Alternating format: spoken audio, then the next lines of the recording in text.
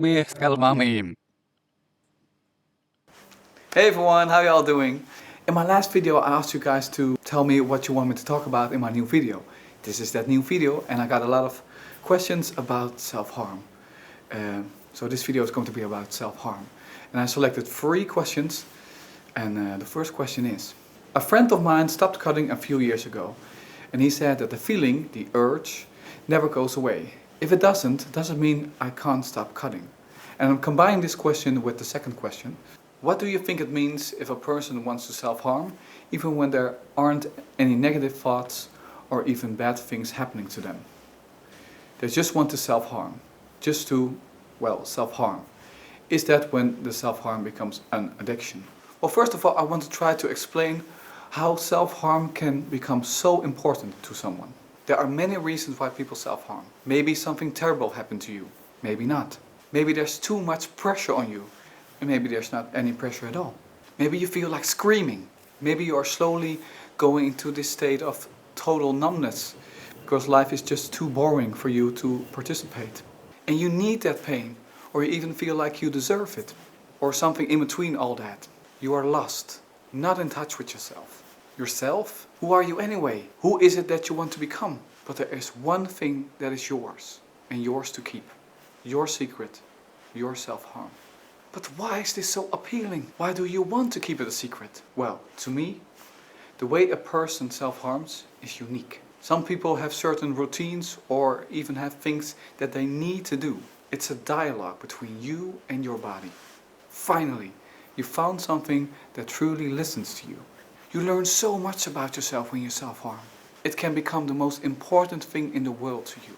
It is so strong that when you self-harm, you are truly in touch with yourself. On so many levels. You feel you, a calm between storms. You have become a creator of something so small, but with such huge consequences. It's like a field filled with fresh snow. And you are the first one who leaves a mark with your shoes. You changed something.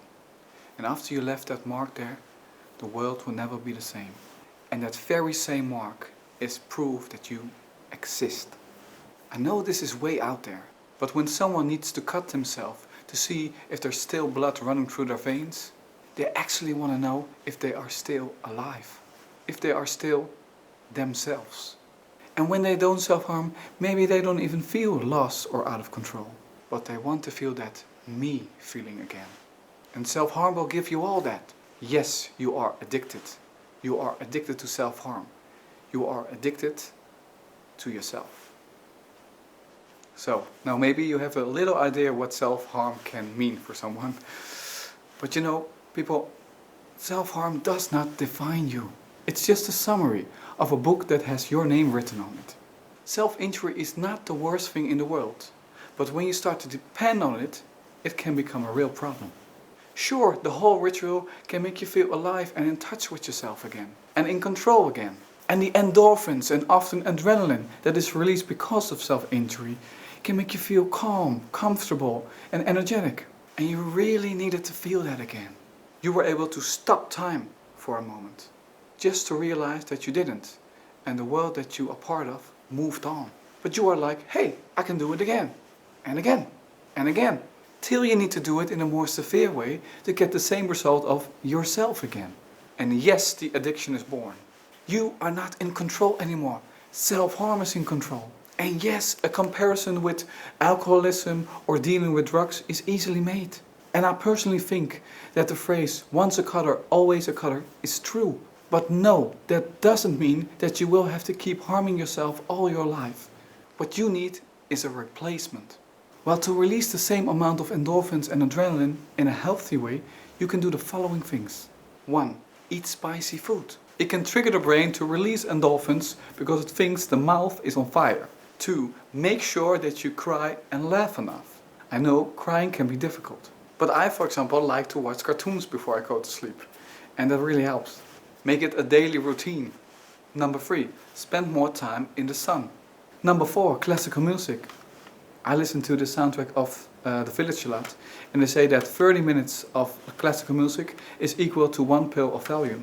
Number 5, go exercise, go for a run. Even better, go to a sport group, and push your body to the limit. And my last tip has a lot to do with question number 3, which is, how do you deal with self-harm in a relationship? I know self-injury can be a real problem when it comes to relationships. But if you approach it in a more positive way, then a relationship can be very helpful for your self-injury. It can be a huge help. And it doesn't necessarily have to be a love relationship. It could be any relationship at all. Find people that you trust. But telling them could be difficult. Telling them out of nowhere that you self-harm is like dropping a bomb on them. Self-harm is a reaction on something, and that something is the important part. Slowly start telling them about the things that you are struggling with. Even if they are really small or huge. You can compare it to feeding a little child. Wait till they are ready for the next part. And by doing this, you're giving the person a chance to react on it. Maybe even relate to some of the things. You share. And by sharing, you two grow stronger.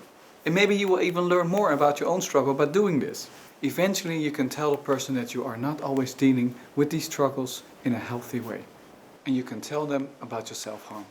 And then it won't be such a big surprise to them. 1 + 1 is 2. But it's not a secret anymore. It's real and it's out there. And that can feel like such a relief to you. And yes, of course, they probably want to see your scars. They want to know how often you do that. They have all these, basic questions. But remember, you are the one in control. You decide how much you tell them. And maybe you both can even come up with a signal. Like, for example, when you put your hand up, it means that the person has to stop with the questions. And it's important to tell them that your self-harm is not their problem. But what you are doing is asking them to maybe help you. But people can't mind read. You have to be precise. Now, how can this person help you? Because every person has different qualities. So don't try someone who is always giving advice to only be like a listening ear for you. Find someone else for that. So make a list of people that you want to tell about your self-harm or already told about your self-harm and write down their qualities. Like, who is the good listener? Who gives great advice? Who has a great sense of humor, which can really help to put things in perspective again? Or someone who is fun for a night out, when you need a distraction or something. And to make it practical, you can add their qualities to their profile on your phone, for example. So in time of a crisis, and you need someone who gives great advice, you don't need to think anymore. You already have it all in your phone. Now I have a few quick tips for the helpers, friends, partners, what to do and what not to do with someone who self-harms. Well, first of all, don't judge them. It's already hard enough. And by judging them, the person can feel even worse, a loser if you will, which will trigger them to do it again and punish themselves for their behavior. And reminding them that what they are doing is dangerous and also taking away their tools is also not very helpful.